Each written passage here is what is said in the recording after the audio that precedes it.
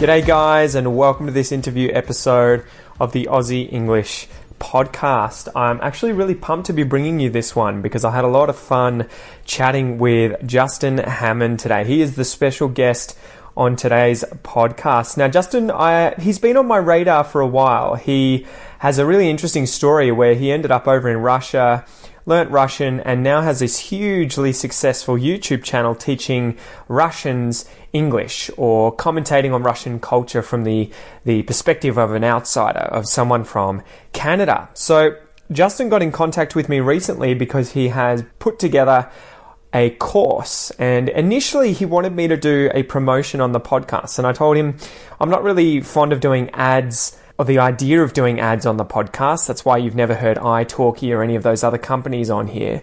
But I would love to check out the course that you've done, and then I would actually prefer to interview you on the podcast to hear about your story so that listeners can learn English, they can hear about you firsthand, get to know you, and then hear straight from the horse's mouth what your course is like, what's it about, and who it's going to help.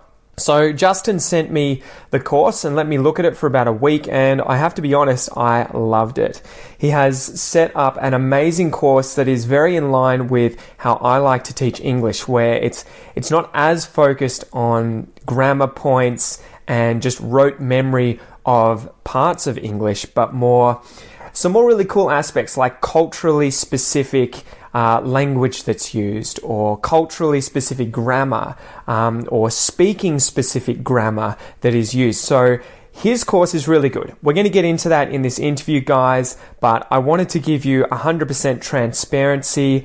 I wanted to let you know what's going on, that I did get Justin on here to talk about this course because I endorse it and I will be receiving compensation as a result. Okay, so for the sake of transparency, I wanted you to know that, and it's going to obviously help Aussie English keep moving, keep doing what it's doing. And also, Justin is wanting to get me to put together a section for this course specifically targeting Australian English. So I'm looking forward to that. Anyway, guys, without any further ado, I bring you English teacher Justin Hammond.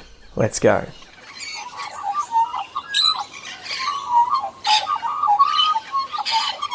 G'day guys, welcome to this episode of Aussie English. Today I have Justin, who is an English teacher currently in Ukraine, speaks fluent Russian, and is sort of polishing up your Ukrainian, would you say? Or are you you're there but you're trying to sort of fend off Ukrainian from Russian, destroying your Russian?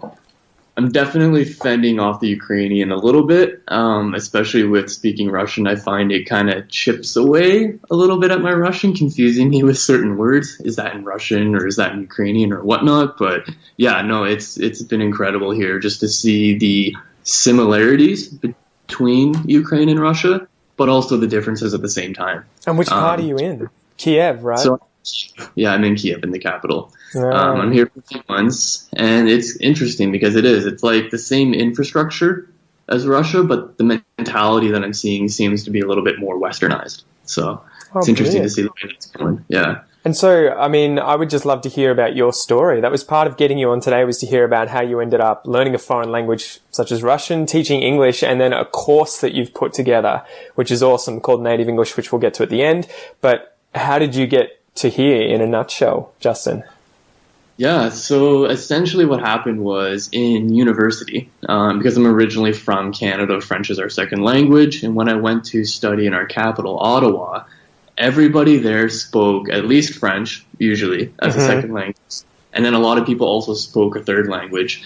And so me growing up in, the western part of Canada, not the French part, we didn't really enjoy, learning French, and so I only spoke English. And you get there and you kind of feel like a little bit of an outsider when you only knew one language. So in university, I knew that I wanted to learn a second language. And I did know French from school or whatnot, and not too bad. But at the end of the day, you get people who will do a major and then they minor in psychology. Yeah. And you're like, well, what does that get you? A minor in psychology. So I wanted to do a minor in a language, and I started in Chinese, actually. Jeez, straight to hard mode, dude. Jeez. Yeah, straight into Chinese, which surprisingly turned out to be, it's probably one of your easier languages to learn from a speaking standpoint, an understanding standpoint. It's the reading and the writing that makes it so hard, right? It's the reading and the writing, because there's no system to memorize. You have to memorize everything. Yeah. Right? There's I did that for 3 or 4 years at high school, and I remember that was the nightmare. I was like, what do you mean? You just have to look up the base character within a character and then sort of hope that you can find it in a dictionary. And I was like, this is so hard. Yeah, it's, just 20 strokes, right? Like for a word or something. But that was my big thing was, grammatically it was quite simple, right? And if you studied it, you put anything in the last tense with one word. Yeah. Right? So I enjoyed it, but I think that I couldn't really see myself living in China for 2 to 3 years, which is something that I felt was totally necessary for learning a new language, right? Like not just learning in the classroom, but actually going there and living there. So I was honestly just Googling top most spoken languages in the world because I wanted something that was useful. Switched into Spanish for a week and realized that when you learn Spanish in the West, in university, it's you and 150 people in an auditorium, at least like at the lower levels, right? Was that the most common one taught there as well? Probably after French, yeah. French was big, and German was pretty big, actually. And so I knew that wasn't the way to learn a language. And so after that, I switched into Russian, kind of looking at, the most spoken languages again. It kind of goes English and Spanish in terms of, Spanish if you're including, like, and Chinese, obviously, native speakers or whatnot. But when you're including your native language plus your second language, it's English. Yep. And so Russian kind of falls in around 4th or 5th, depending on the source you look at, when you throw in the Indian languages and dialects as well. But I wasn't as interested in those, so Russian came into play. And honestly, I've heard so much about living in China where everybody sees you as this foreigner, right? And all the time they want to talk to you, take pictures with you. And I feel like that could be fun for a little while, but I think you need to, be able to live a normal life. Yeah. And you'd start feeling like Madonna every day that you leave the house. You'd be like, oh man, I can't handle it. It's exactly what might happen. And so for me, it was like, hey, I'm in Russia. I can fit in. So just don't say anything. And for 2 years, I lived there, and honestly, almost nobody knew that I wasn't Russian. Some people could kind of tell from your face when they really look at you. But when you're just walking down the street, you dress like a local, you go in, you do whatever you want. And it wasn't until I started speaking that people would kind of notice. And so, that, and then I think the other bigger thing with respect to languages was I'd heard how in, say, France, for example, my roommate was from France, and he was talking about how another guy in our dorm grew up 30 minutes from him but had a different dialect. Wow. And I didn't like that idea of these different dialects. Whereas with Russia, I've traveled the entire country, West Coast, East Coast, they speak the same. With the exception of the odd word that's different, the dialect, no difference in accent to me whatsoever. Really? It's the same. It's that homogenous. Yeah. Wow. It is. There are regional little kind of languages that come from the other nationalities and ethnicities that are there, but Russian by and large is the exact same across the board. It's not like this Egyptian Arabic versus Arabic, right? Where people are like, oh, you learn Egyptian or you learn High German and Low German. Yeah. It's a very standard and flush across the board. And then, of course, the other reason was you've got beaches in the south and mountains for snowboarding in the north. Right? So, ticked all the boxes. Yeah, so just kind of hit all those boxes. And then, of course, the intrigue factor, right? Yeah, exactly. And what was the process like of learning Russian, though? And what was your Russian like before you moved there to do the immersion? Did you have a very good level, or did you just sort of jump in the deep end? So I had done 1 year in university, so you're 8 months of twice a week, which was nothing. Got there my first night, got lost, and met 2 younger guys. I stopped them on the street, probably 19, 20 years old, and just didn't speak a word of English, and I barely spoke Russian, so I had to call my friend that I was going to see, and then put her on the phone, and then she translated everything. But I was quite surprised, I think. Especially having known some, Germans and people from other, Norwegian countries or whatnot, you kind of expect, or you have this idea that, you meet someone who's 17, 18, 19 years old, that's English to you. Whereas in Russia, that's probably one of the biggest things is the young people don't. And if they're up until, say, leave school around 17, and they have to learn English up until that point, it's interesting. If they're 15, 16, 17 years old, they probably can have a little bit of a conversation with you. But if they're 18, 19, or 20 and didn't continue to learn English after they left high school, they can't, right? So I gotcha. Talking to if they're 20, 21, 22, it's because they're interested in it and they've continued to study it. It is such a funny thing, isn't it? Because it's a very Western, at least English-speaking country kind of arrogance of, every foreigner speaks some English. So wherever I go in the world, I will be able to communicate with everyone because everyone learns my language. Whereas I can't imagine, and it is something you assume, but once you start learning languages, I think you sort of get a bit of a wake-up call to that, and it not necessarily being the case. But I can't imagine, what it's like being someone who speaks a language that's only spoken by a small group of people and having to travel. Like my fiance came to Australia before she spoke any English, and I was just like, I can't imagine putting myself in that situation where I was going somewhere to live and the people that I would be around would definitely not speak, say, Portuguese, and I would have to learn their language. Whereas with English, obviously you have, no matter where you go in the world, you can pretty much say in any village, who speaks English here, and someone will put their hand up and be like, I can say a few things and I'll be able to translate with a few gestures chucked in. Yeah.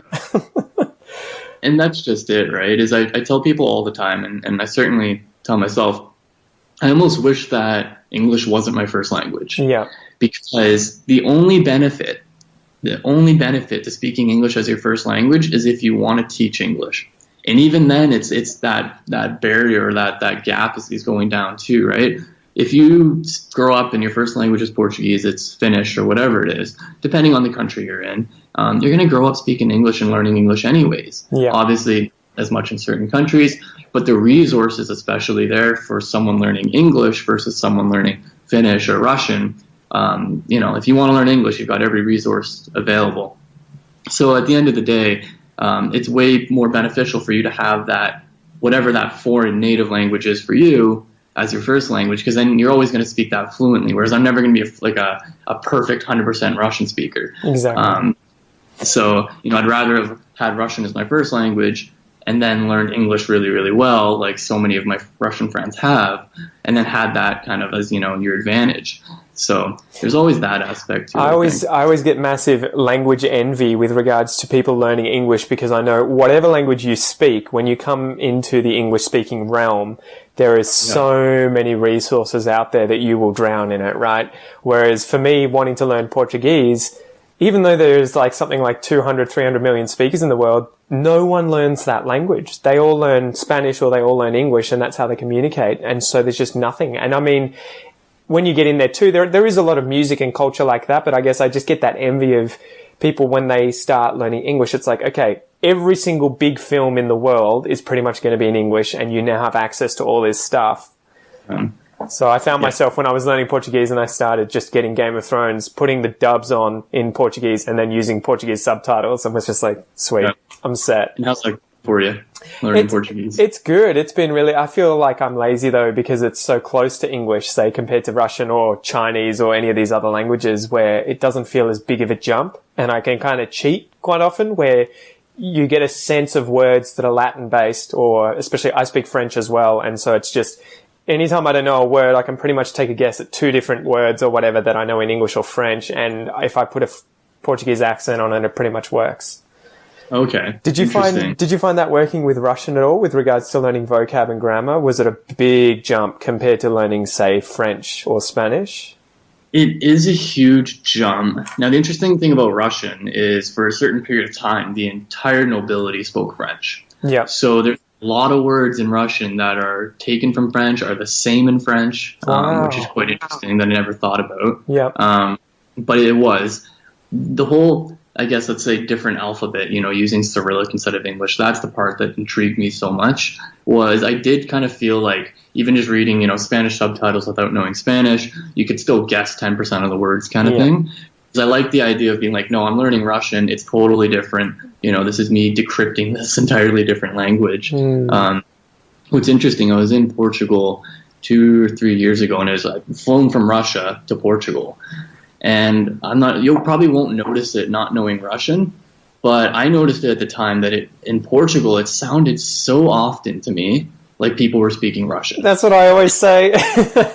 about the Portuguese accent. Notice it or not, but I just met an American, so nobody else agreed with me. In Portugal, they're all like, no, no, no, no, and anybody else that, even talking to Russians, they're like, no, it sounds nothing alike. But I just met an American guy the other day here in Ukraine, and he's Portuguese, and he was saying, he's Brazilian, but he was saying, yeah, absolutely, I noticed that too, and he was just as surprised that I said it and was like, thank you, someone else finally agrees with me. I just had that moment. Yeah, exactly, and nobody else seems to think that that's a thing, but even just like certain words, obrigado or whatever and whatnot, to me just sounded so Russian. I thought people were speaking. I'd turn around, right?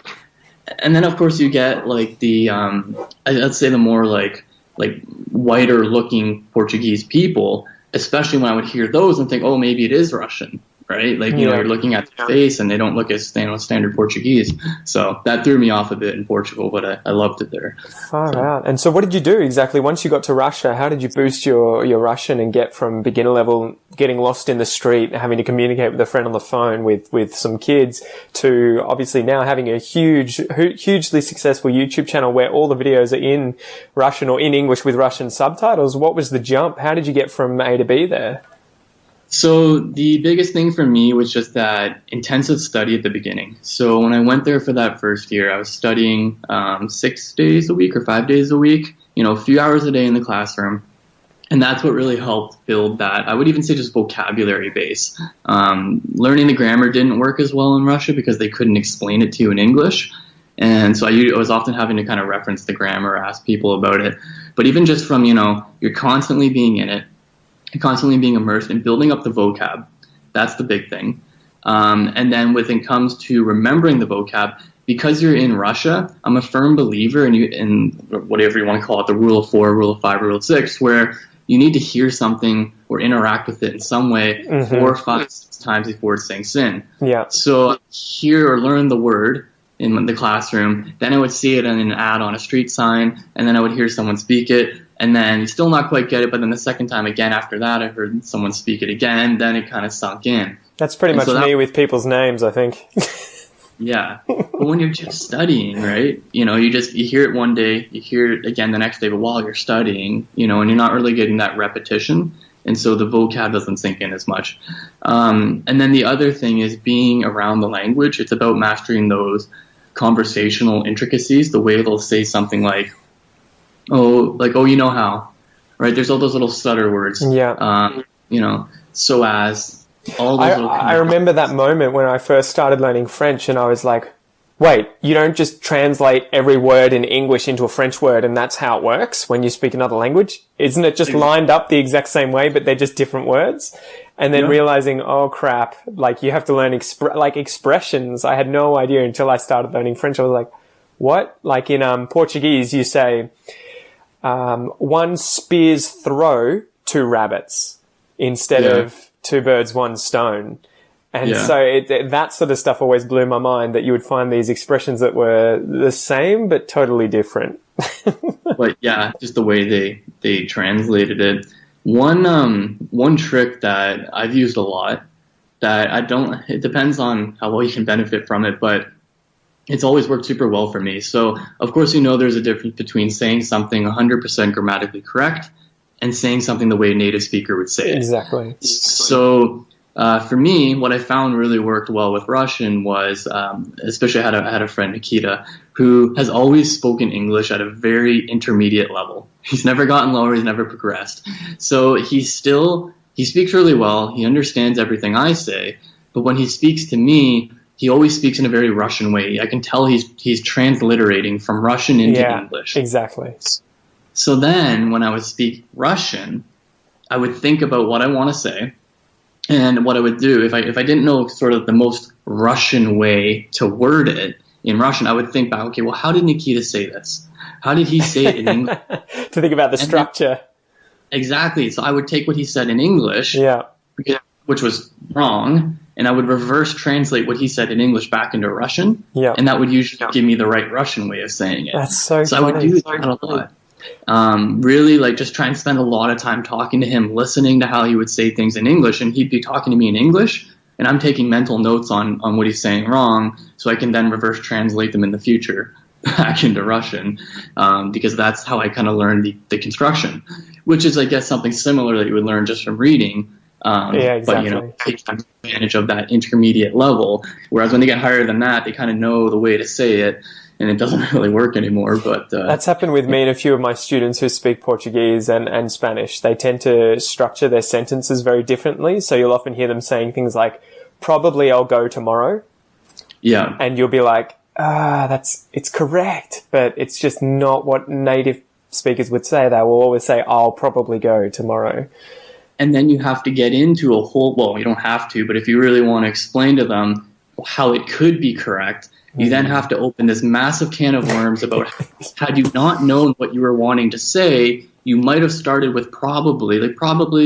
Exactly. But then that becomes a whole emotional thing about what's going on in your head at the time.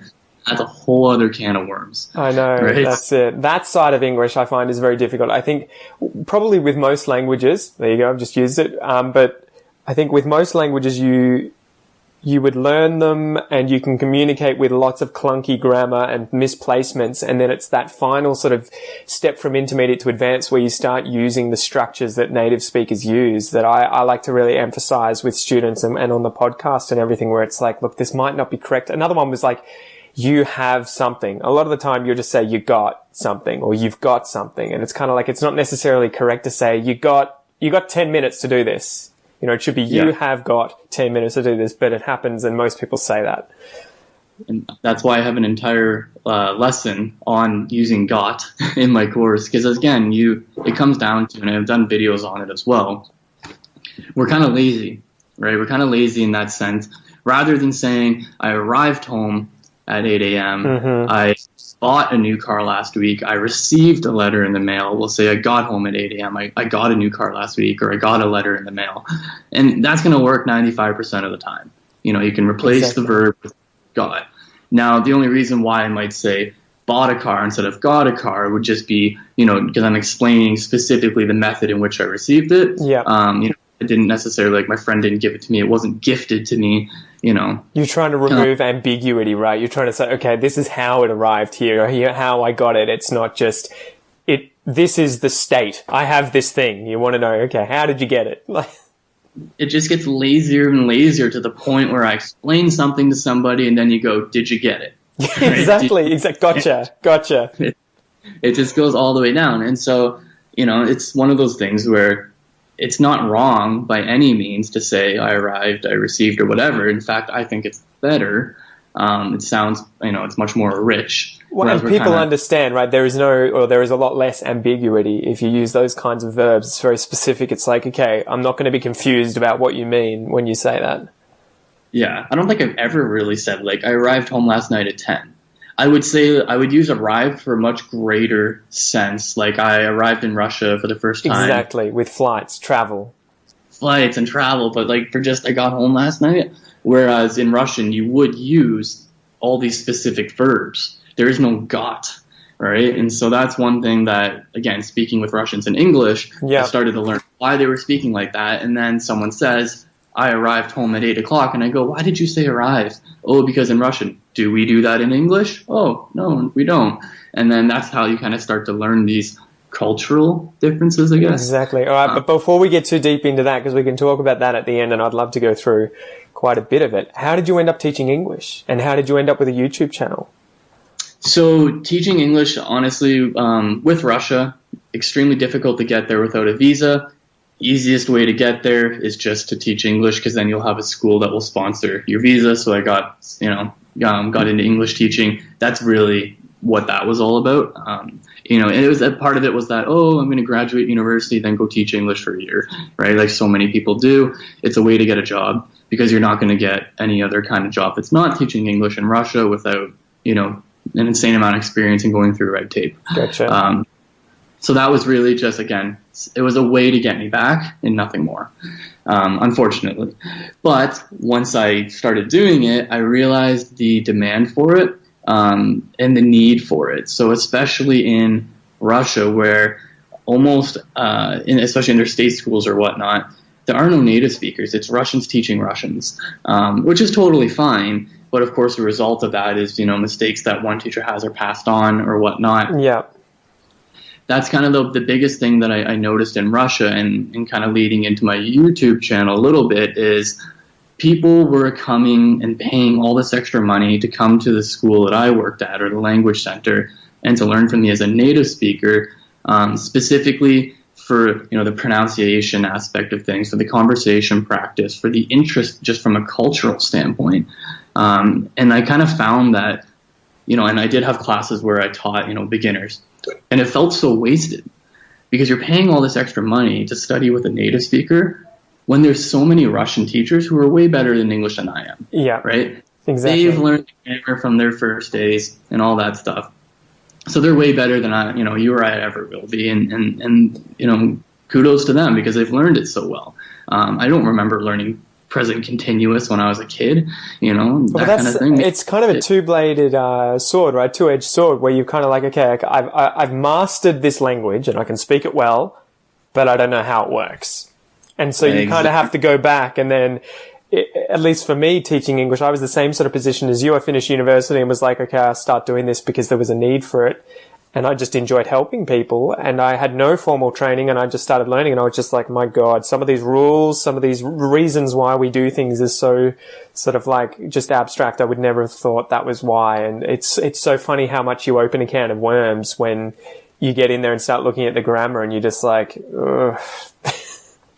It's very learnable, and again, thankfully, because English is so popular, there are so many amazing resources, like even from a teaching perspective, that you can draw upon to really help you out with that. And I'm a firm believer in not reinventing the wheel. I really like, the idea of being able to, how do I make this as understandable as possible, and kind of go at it that way. And then with respect to the YouTube channel itself, there was kind of two sort of goals with it that connect into other things later, but essentially one was I was in Russia, and I would have all of these amazing conversations, like at a bar with somebody on the street, in Russian. And because I was doing that conversation in Russian, they were so much more involved. They had so much more respect for me, and the conversations that we had were just incredible.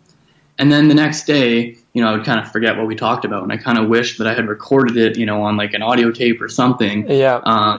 And say, can I share this later? I need to review this. I need to review it. Exactly. And then, I thought about doing a blog, but I couldn't really add, the same kind of emotion into it. So that was kind of the main reason, as I wanted to be able to share these conversations that I was having with people in Russia with the rest of Russians, because I knew that if this Russian in front of me was enjoying the conversation and, thought it was hilarious when I would make this mistake or that mistake, that everybody else would enjoy it as well. And then the second reason was when I was teaching, I also worked with an American guy who didn't speak any Russian. And there were times during his class where his students would get up and leave, walk into mine, and ask me to explain something to them in Russian. Not out of disrespect or anything, but they were older adult students who they needed to explain to them in their native language. And I completely understood that, because I needed a lot of things explained to me about Russian in English. So I completely understood that part of it. And at the end of the day, I know lots of people tout, immersion, but certain things you simply need to understand how they work, and you need that 100% clear understanding of it. Exactly. That could be, not always, but could be, in your native language. So that kind of led me to the two types of videos that I do. One, these cultural videos, which is my thoughts on Russia, my thoughts on the language, people, everything like that, which kind of came from those conversations on the streets that I was having with people. And then the other type of video that I do is teaching English to Russian speakers, but of course being different and doing it in Russian, so that I can say, hey, say if I can put the biggest focus on, the biggest advantage to doing that in Russian and speaking Russian, specifically for Russian speakers, is when they make a mistake, I usually understand why they're making that mistake. Yeah. So I'll get on my video and I'll say, all right, we'll take a simple example. If in English you say, what's that called? In Russian, you literally say, how's that called? Yes. And so they'll say, how's it called when you do this, right? Yeah. And then I'll go back and I'll say, look, I understand in Russian you're literally saying kak, right? Kak это называется. So like, what is this, or how is this called? But in English, we're going to say, and then in Russian, I'll say the wrong way, but using the transliteration from English to be like, remember it this way in your own language. Even though it's wrong for you, it'll be right once you translate it back for us. Exactly. And so having that advantage, really gives that bonus. And then, of course, if you're doing it in their language, they want to watch the guy who's taking the time to learn their language, so they'll watch me, kind of thing. So yeah, I think you've nailed something, and I think there's a lot of channels doing that now, where you notice native English speakers teaching English in a foreign language. So I think there's another one called Small Advantages, which is an American guy in Brazil, and his channel is just going bonkers, but he's doing the same thing, where he obviously speaks Portuguese at a very good level, and he does all of those sort of cultural things, and it's awesome. So what are the biggest hurdles that Russian speakers tend to have with learning English? And what advice would you have for any Russians, or I guess any English learners listening right now? What would the biggest piece of advice be when probably getting from intermediate to advanced? I think that for me, what I've noticed, you can have a very advanced level of English speak incredibly well, but you will always sound like a beginner if you don't use articles properly. At the end of the day, and this is especially true for Russians, because we have all this Western media that shows this terrible Russian accent and criminals and mafia. And if you listen to them, these guys speak great English, but the only thing that they do is they drop the articles. Yeah. So, it's someone who's having this mastermind criminal who's having this fluent conversation, been in America for 20 years, but still doesn't use articles. Really? So that's how you go. That Russian scary sounding accent is you say I am boy, right? You drop the and so I think that part of that mentality plays into the effect of learn articles, and you'll go from 0 to 100 in a second. Even if your English isn't very good, if you can use articles properly, you'll sound so much better than that advanced student who doesn't use them properly. And when you say articles, you're meaning a, an, and the, right? Yeah, exactly. A, and the, or no article, of course, depending on plurals and countability. Yeah. That's what I always ask myself. I'm seeing my friend today, and she'll speak English. And I won't tell her what to say. I'll say, what do we put before a noun? Right? You just said a noun. What do we put before a noun? Yeah. Right? And then she tracks. And so it's asking yourself those questions. Anytime you say a noun, right? Do I put something before it? Yes or no? Countable or not? Yes or no? Right? That was such a big thing too. I've got a few students, one's from Azerbaijan and the other one's from Russia, and they both have obviously languages where they don't use articles. And it was so sort of mind opening when I first sort of encountered that, a language without articles, because I'm used to French and Portuguese, which have them. And trying to explain it, and it is so funny when you sort of try and get into the nitty gritty of like, why do we use them in certain places? But it was, as soon as they made that change and they started using them correctly, it was like, even though it was the most minute change that they had made, it made them sound like, they had been learning for an extra year or two with regards to their advancement just overnight. 100%. And then your next hurdle with articles is explaining to them why they're important. Yeah. Right? Because a lot of Russians just don't get why do I need them? Why can't I just say I am boy? And in an instance like that, you're 100% right. You don't need the article. Exactly. People understand. They're not going to be confused. But there are instances where you absolutely do need it. And the difference is massive. One of the things that I still can't figure out, and I've asked Russians about, is I'd found a book in a library in Ottawa. It's a Russian book. And the name of the book in Russian was just Scientist. And I'm kind of thinking, well, is it a scientist or the scientist? Because it totally changes, right? In English, you would have to have an article. And therefore, you would know whether or not it's about like a famous scientist, like the scientist, someone important, or just a standard whatever, no-name kind of guy, like a scientist. And they kind of, never really explained to me which way they would interpret it. Like, oh, well, once you read it, you'll understand. And I go, I know, but... I want to know before. And the other instance that I've talked a lot about is, for why it's so important, is my friend was meeting me at the airport before I was leaving to Russia, and she was giving me a suitcase to take with me. So I was already there waiting for my flight. She was late coming in a taxi. And so I texted her, like, hey, where are you? I have to go. And I realized the card pulled up or whatnot, but she's saying, she texted me back saying, I'm talking to a taxi driver. And I go, what are you doing talking to a taxi driver? You're late? No, or whatnot. Whereas had she said, I'm talking to the taxi driver, I would have understood that she meant the one who brought her, and they were probably discussing payment or where to go or something like that. But when she said a taxi driver, it made me think she was just chatting with a random person. who happened to be a taxi driver. And so, instances like that, it becomes very important. Or whatnot. So that's why even in Russian, I'm like, had I wanted to say just a taxi driver, I don't even know how I would have said that.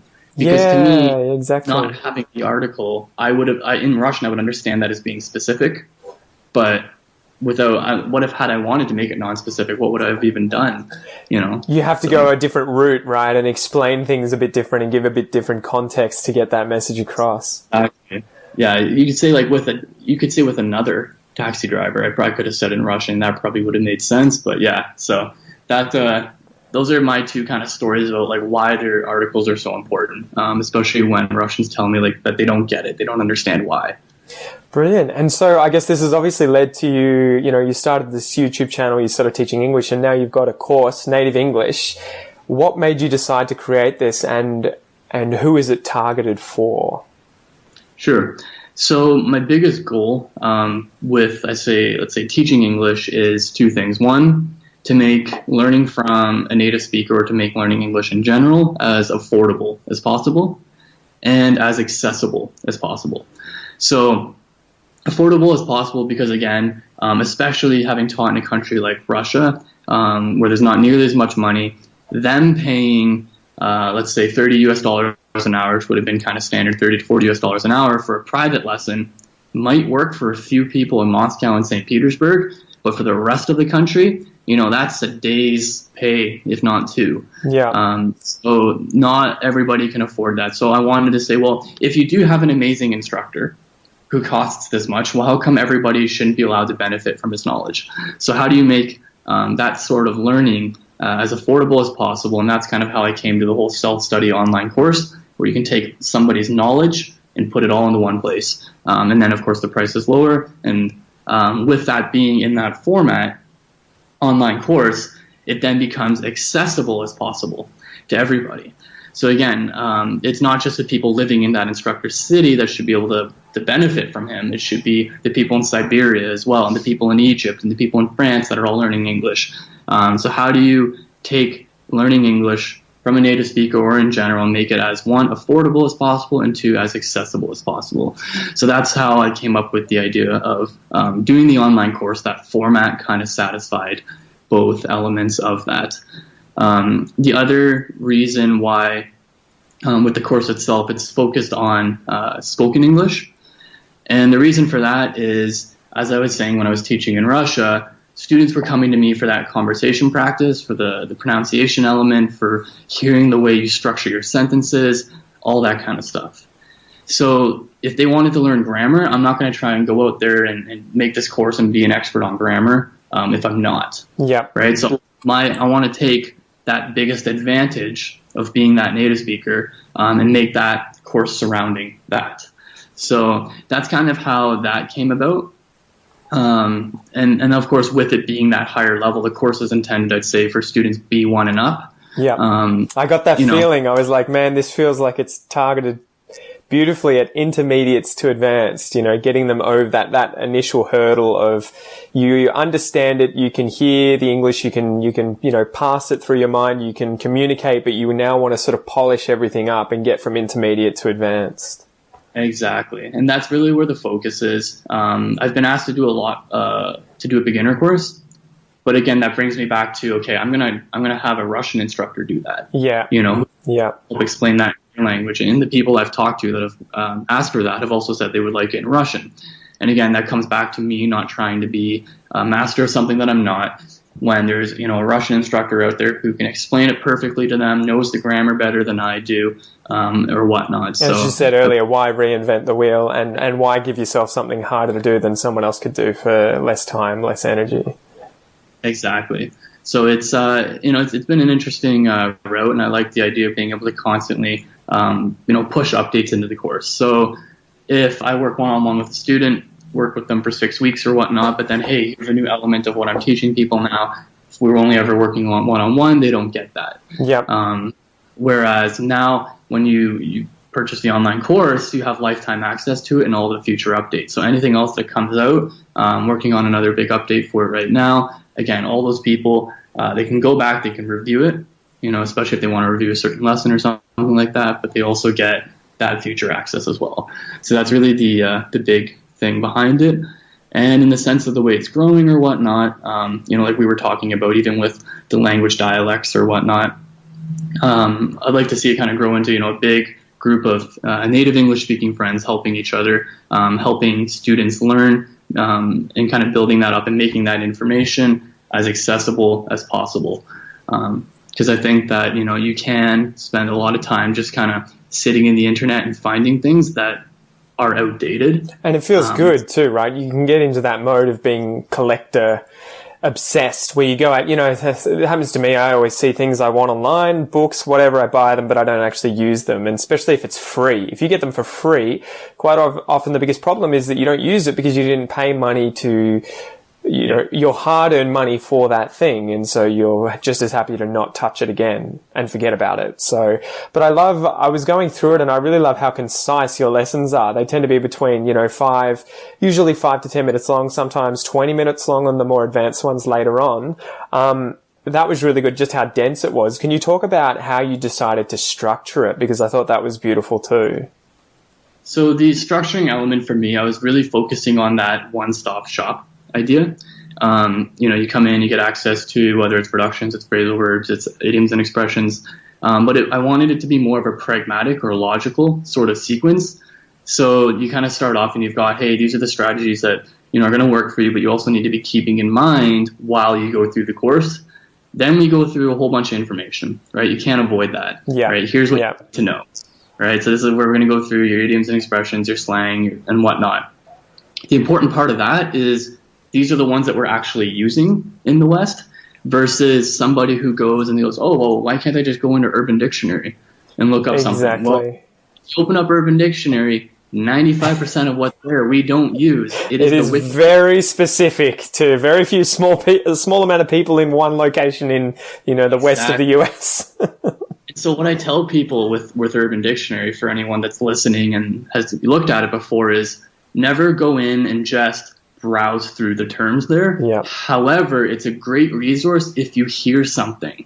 So if you hear someone say something, then you go and look that up, then it becomes a great resource for that. I think that's something that intermediates tend to find very difficult too. You can learn all these words and you can work it out, but you need to sort of start learning which ones are actually used versus which ones are kind of like sometimes written, sometimes used by academics, sometimes used very slangy. You kind of need to learn that by touch and feel, and actually using references, reading, watching movies, and then saying, okay, I've heard it, I'll use it. And I'm always saying to people, if you haven't heard someone use it and you don't have any context, ignore it. Don't use it. Just leave it alone. Don't just pull a word offline and try and use it online and try and use it in a conversation, because you're probably going to misuse it. That's a good rule. Yeah, that's a very good rule to implement. With respect to the structure, so again, it's those high-level strategies, then all the information, here's what you need to know. And then we go into, okay, and not in the sense of like, hey, don't believe us, but let us show you it actually being used. And that's why we have that street unit in there. That was awesome. That was where you guys were just out in the street chatting with people in English, right? With sort of real life contextual subjects that you were chatting about, like music and sport and that sort of stuff. An Azrin, great teacher, goes through and does a whole lesson based on that conversation. So that, we literally filmed all these conversations, and then we'd sit down, we hit pause, boom, an expression, write it down, boom, expression, write it down. Give you the example from the video, and then say, here, look, here's what it means, here's how it was being used, et cetera, et cetera. So actually seeing these expressions that are coming out in real conversations. But then, of course, you get access to hearing how people make mistakes. You get access to hearing how people, sound when they're stutter, when they're nervous, when they're excited, right? So you get those different levels of emotion even in there. And then once you've learned all this information, probably the number one or number two question that I get the top two questions I get from students are, one, how do I start learning English? Where do I start from? The second one is, how do I find people to talk with? Yep. Right? How do I find people to practice with? And so again, this whole idea of like delivering this massive course and then saying goodbye, didn't really make a whole lot of sense to me. Exactly. You had such good actionable content there at the end. I think you were like, okay, guys, here's what you want to do if you want to go and make friendships and long-lasting relationships with people who speak English in order to practice your English. So it was good that you finish it up with all this actionable stuff that they can kind of like do all this learning, but then go out and use it in the real world environment. Exactly. And so the idea becomes, well, okay, I've learned it all. What do I do with it now? How do I find people to practice with? And thankfully, we have technology that allows us to do that. And essentially, it comes down to not going and approaching people from the sense of a language exchange. Because, again, those are just standard sort of almost business relationships, right? We're going to speak 30 minutes in my language and then 30 minutes in your language, right? And it comes down to this very business relationship thing. Whereas the way I look at learning languages from people is, I'm helping somebody. Who do I normally help? I help my friends, right? I help my friends. So exactly.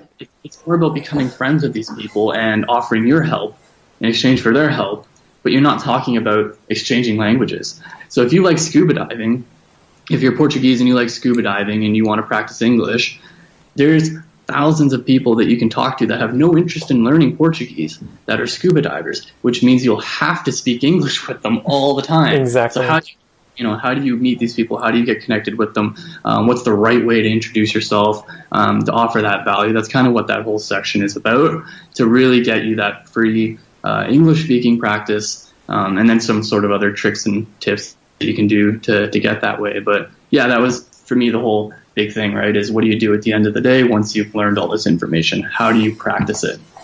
I think it's really good, and I think that anyone who is at that stage right now where you're not massively advanced, but you're at the intermediate, trying to get over that hump of sounding more natural and learning the kind of language that native speakers would use. Because I love, you had culturally focused speaking and you had speaking focused grammar. Those sections in there were absolutely awesome, especially the culturally focused speaking section. I thought that was just brilliant because you're sort of talking more about, well, what do people actually say? And even if they're different genders, they may use different words or different expressions, and I get that in Australian English. Can you say mate to a woman? And it's kind of like, no, you don't tend to do that. Women may do it to other women, but guys will not call women mate unless it's kind of a very blokey kind of guy, a very manly kind of girl. And you know that it's okay.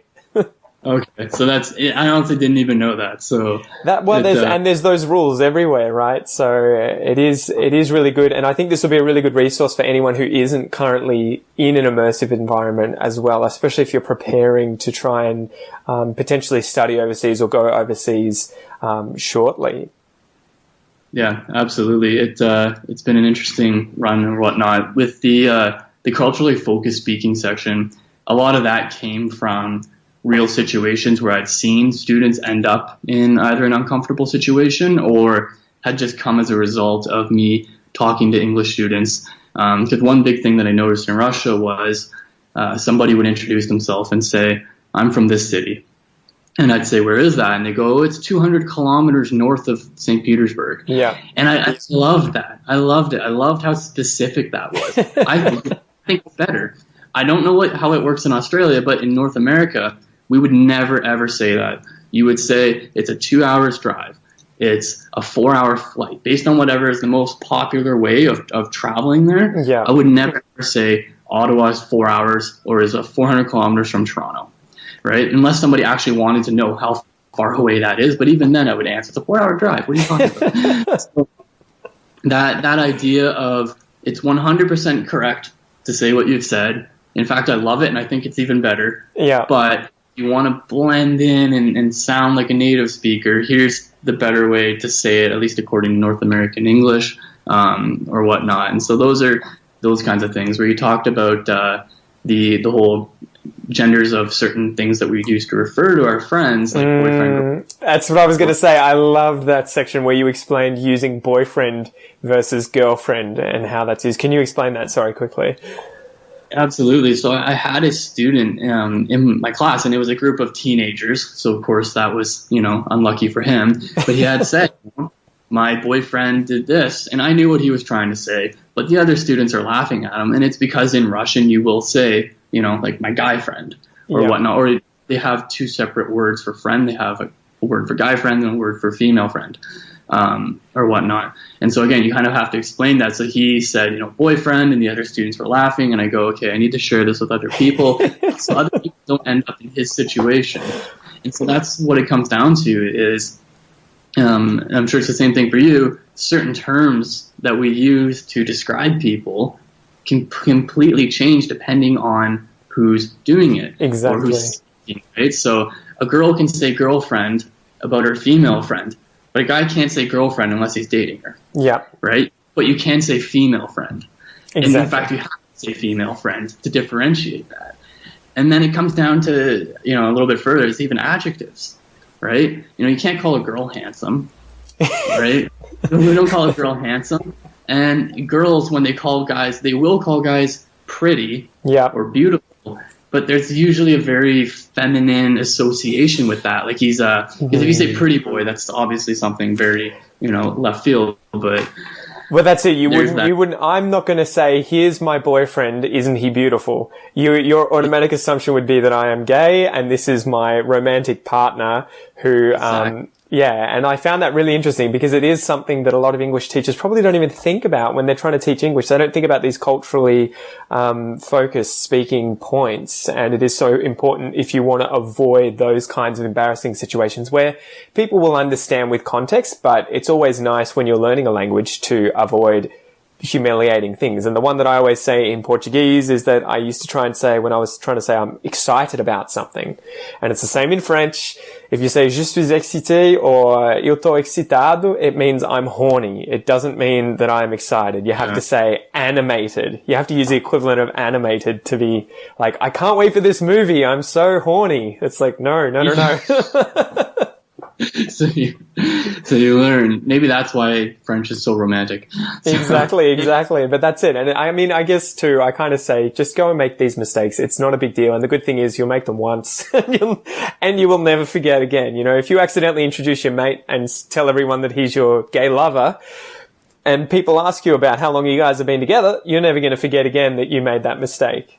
Then you only do that once. You will only do that once. And it's the same thing in Russian. They use, when you say, for example, I enjoy something, you'll often say, I get pleasure from. Yeah. Right? Which, of course, immediately I go, guys, I was at a speaking club and the guy had some type of bird at home. And he's like, yeah, I get pleasure from my bird.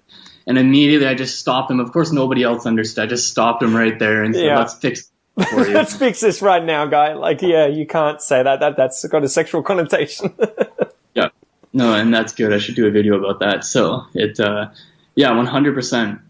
It's one of those things where everybody, at the end of the day, English speakers are going to understand what you meant, right? But just avoid those awkward little funny sort of scenarios. Here's what we're going to be talking about. And especially with that culturally focused unit or culturally focused speaking, I really wasn't sure how to title that. And then I like that narrowed down culturally focused speaking, and I scoured the internet looking for similar styles of things, but I really couldn't find them. It's not a big focus point for learning. That's when you know you're onto something. If you can't find other people teaching those sorts of things and you know they're important, you've nailed it. Yeah, there's no sort of you'll find the odd sort of thing that kind of touches on a point, but it's not part of like a larger scheme of, what is culturally focused speaking or whatnot. And that's why I had to think of to how to name that unit. Same thing with the grammar. The grammar unit, I'm not trying to reinvent the wheel or to even try and say, there aren't Russian teachers out there who are way better at teaching grammar. My whole point of the grammar unit is I'm not going to teach you articles. I'm going to teach you why you need to, focus on articles or whatnot. And here are the main grammar aspects as they specifically relate to speaking, right? To sound better with speaking, there are certain grammar points that are the best to focus on. some, grammar mistakes you can make, and it's fine. Others, when it comes to speaking, you really want to have nailed down, especially with that informal conversation. And of course, I start that unit off with articles, right, for that exact reason. So exactly. Well, I think you've nailed it, and I think it's a great course. So if anyone who's at intermediate and wanting to sort of get over that hump to advance and sound a lot more natural when they're speaking English, where can they get their hands on this course, Justin? So we can put the link down below, but essentially it's on lingova.com. Yeah, all the links will be in the description. Awesome, man. Well, thank you so much for your time today. I really appreciate it. And I will post all the other links to all your other relevant channels, because I'm sure there's hopefully the odd Russian speaker listening to this podcast who can check it out. But unfortunately, guys, if you want to learn from Justin, you need to sort of probably learn Russian first, at least on YouTube.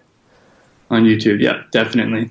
The course itself is for anybody speaking any language, but yeah, the YouTube channel itself is focused to Russian speakers. But yeah, thanks for having me on. Super appreciate it, and I hope people can hear the differences between our accents and really kind of narrow down the different ways. But I think at the end of the day, we speak 100% the same for the most part. So exactly, I think it's just accent for the most part, and maybe the odd slang term like mate or bloke. Mate or bloke, yes, we don't say either. Awesome. Wow, Justin, thank you so much again, and I'll have to have you on again soon to chat about what's going on in Ukraine. Thanks, Pete. Appreciate it. No worries.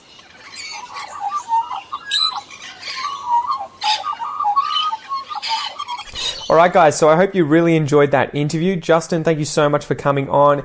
You're an absolute legend for coming on here and telling us all about your story and about this course, Native English. Now, guys, I wouldn't suggest this course for really, really advanced learners. It's an amazing course, but it will probably cover things you've already learned. However, if you are an intermediate English speaker, this course is going to be perfect for you, getting you over that hump, through that plateau to advanced English. Now, if you would like to sign up for this course, go to lingova.com. That's lingova.com. The link will be in the transcript, and you can use the coupon Aussie, as in Aussie from Aussie English, AUSSIE, and this will save you 15% off the total cost of this course. Now remember, guys, if you are Russian, you can check out Justin's channel. Unfortunately, if you're not Russian, like me, you probably won't get much out of his channel because 99% of it is in Russian, but you can go to YouTube and just type in Justin Hammond English, so that's JUSTIN space HAMMOND, and you will find him on there. Or you can visit him on Instagram and Twitter at Justin Ochek. That is JUSTINOCHEK. So that's it for today, guys. Again, thank you, Justin, for coming on. Guys, check this course out, and I will chat to you next time. Peace.